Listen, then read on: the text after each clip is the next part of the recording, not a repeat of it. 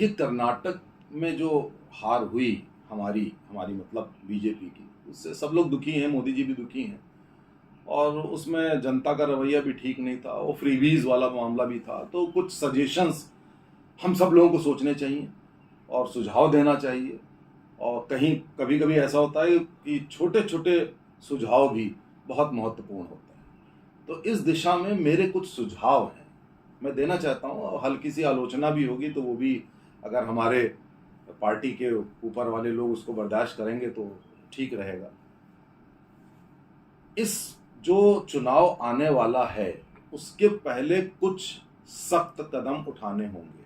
Number एक, ये जो फ्रीबीज वाला होता है कि हम कैश देंगे, हम ये अभी तो देखिए वो राहुल गांधी ने प्लॉट देने का वादा कर दिया है कि अब प्लॉट आ गया, कंप्यूटर आ गया और दाल चावल आ गया और जाने क्या क्या, ये फ्रीबीज, बत्ती बिजली आ गई। इस फ्रीबीज के लिए मुझे लगता है कि हमारी सरकार को सुप्रीम कोर्ट के माध्यम से इस पर बैन लगाना चाहिए। आप इलेक्ट हो जाइए, उसके बाद आपको जो जिसको देना आप दीजिए। इलेक्ट होने के पहले आप अगर वादा करेंगे तो आपको उसकी इकोनॉमिक्स बतानी पड़ेगी। और अब पहली बात तो ये है कि आप कर ही नहीं सकते, इसको बंद करना होगा। ये आम आदमी पार्टी केजरीवाल द्वारा शुरू किया गया, पहले साउथ में होता था, बहुत होता था, अब साउथ में कम हो गया है। केजरीवाल ने पकड़ा, अब कांग्रेस ने पकड़ लिया। इसको भैया खत्म करवाना नितांत आवश्यक है। दूसरा ये कि हम अपने वोटर्स के प्रति पूरी तरह से वफादार नहीं है, हम अपने वोटर्स को कुछ करते नहीं। अब कांग्रेस अपने वोटर्स के साथ इतनी लॉयल है कि इस हद तक लॉयल है कि वो देशद्रोह या देश विद्रोह तक पे उतर आती है। यानी कि जो देशद्रोह कर रहा है, अफजल हम शर्मिंदा हैं, तेरे कातिल जिंदा हैं, उनका पक्ष लेने लगती है। तो कांग्रेस तो यहां तक कर रही है कि उस समुदाय जो खुल करके देश विरोध कर रहा है उसका साथ देने लगती है। वो क्यों नहीं वोट देंगे? कर्नाटक में 95% मुस्लिम्स ने कांग्रेस को वोट दिया, क्यों नहीं देंगे? वो जो भी कर रहे हैं उनका खुल के साथ दे रही कांग्रेस। क्या हम दे रहे हैं साथ? क्या हमने नूपुर शर्मा का साथ दिया? वो बेचारी हाउस अरेस्ट में है, क्या हमने उस नूपुर शर्मा जैसे तमामों लोग हैं।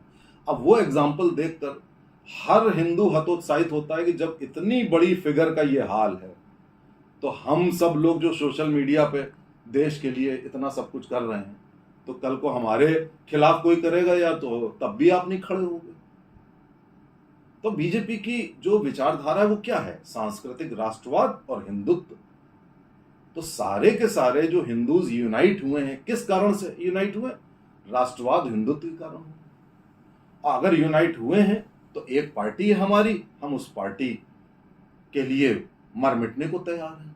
लेकिन क्या वो पार्टी हमारे साथ 100% खड़ी है कि नहीं, ये भी बहुत इंपॉर्टेंट है। आप ये नहीं कह सकते कि टेकन फॉर ग्रांटेड नहीं कर सकते कि ये तो हमारे साथ है ही, ये तो हमको वोट देगा ही देगा, अब हम थोड़ा सा तुष्टीकरण कर लें, हम थोड़ी सी जातिवाद कर लें। ऐसा नहीं, क्योंकि जातिवाद के भरोसे हम कभी नहीं जीते। 2014 में थंपिंग मेजॉरिटी से हम जीते और मोदी जी को पूरी वेव थी, सबने वोट दिए। किस आधार पे दिए? हर जात के लोग ने दिए, कोई जातवाद नहीं था, कोई अमीरी गरीबी नहीं थी, केवल राष्ट्रवाद, हिंदुत्व और यह व्यक्ति देश के लिए कुछ करने का। 2017 में यूपी में हमारा कोई लीडर ही नहीं था, योगी जी तो बाद में आए, कोई नेता बीजेपी का नहीं था, सिर्फ मोदी जी और उनकी नोटबंदी की नीति, उस पर अमीर गरीब हर जाति का व्यक्ति एक हो गया। तो अब आगे हम जातिगत समीकरण देखने लगे, ये तो भैया गलत हो जाएगा। क्योंकि ऑफ लेट हमने देखा है कि कहीं अक्सर जातिगत समीकरण हमारी भी पार्टी देखने लगी, ये गलत है। हमें नकल नहीं करनी चाहिए, हमें तुष्टीकरण भी नहीं करना चाहिए। आप किसी का भी विश्वास हासिल नहीं कर पाओगे। आप सोने के घर दे दो किसी को, वो आपको वोट नहीं देगा, सब कुछ आपसे ले लेगा, आपको वोट नहीं देगा। और उस चक्कर में आप अपने लोगों को भी नाराज कर दो। तो मेरा ये सजेशन है कि इससे कोई फायदा होना नहीं। हमें अपनी जो हमारी विचारधारा है उस पर अडिग रहना है, उसी पे, और अपने वोटर के साथ खड़े रहना है। अब उसके बाद आ जाती है कि विकास की बात। मैं आपको बताऊं, विकास से कभी चुनाव नहीं जीते जाते।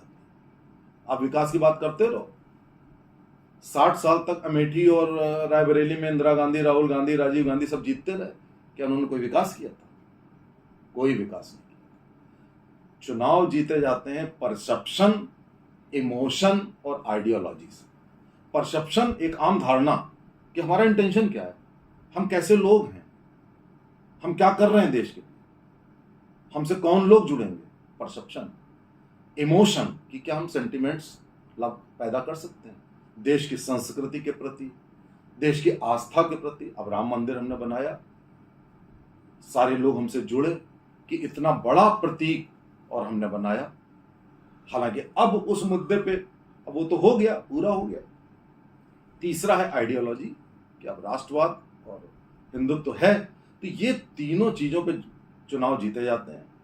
ये कहना कि हमने ये विकास कर दिया, वो विकास कर दिया, विकास करिए, विकास से थोड़ा बहुत फर्क भी पड़ेगा, लेकिन चुनाव नहीं जीते जाते। तो मेरा ये सुझाव है कि अगर हमारी पार्टी, हमारे जो शीर्ष के नेता और हमारे नीचे तक, क्योंकि नीचे ये जो तुष्टीकरण और जातिवाद का कीड़ा नीचे के नेताओं में थोड़ा बहुत आ गया है, ये मेरा व्यक्तिगत अनुभव है कि अगर वहां जाओ तो कोई जना जाति पूछता है, उसके बाद फिर कुछ और चीजें पूछता है। इस तरह के इक्वेशन ऐसा नहीं होना चाहिए। और हमें एक नेक्स्ट लाइन जनरेशन की खड़ी करनी है। अगर दूसरे दलों के नेताओं को लोगे, भ्रष्ट नेताओं को, जनता हमसे नाराज होगी।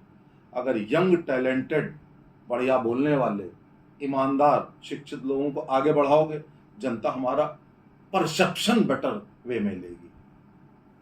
तो ये कुछ सजेशंस हैं जो शीर्ष वाले सब जानते हैं, मोदी जी सब जानते हैं। हमारी सोच जहां खत्म होती है वहां मोदी जी की शुरू होती है। लेकिन नीचे तक परकोलेट होनी चाहिए। हर राज्य में अगर एक एक नया मोदी आएगा। अब देखिए 2 राज्य हैं, उत्तर प्रदेश और आसाम, देखिए उनके बलबूते पूरे भारत में एक परसेप्शन बना हुआ है, योगी जी और हेमंत बिस्वा जी के। अब वो चीज आपने अगर नहीं की, कर्नाटक में आपकी लीडरशिप गड़बड़ थी, लोकल लीडरशिप कर्नाटक में एक थोड़ा सा गड़बड़ सरकार भी चल रही थी। तो ऊपर तो सब जानते हैं, लेकिन नीचे तक अगर मोदी जी की विचारधारा और ये सारे सुझाव अगर आप मिला लें तो हमें कोई रोक नहीं सकता अगले 20-30 साल। आप भी ध्यान रखिए, चैनल को सब्सक्राइब करिए, वीडियो को शेयर करिए, इस विचारधारा को आगे बढ़ाइए। नमस्ते, जय हिंद।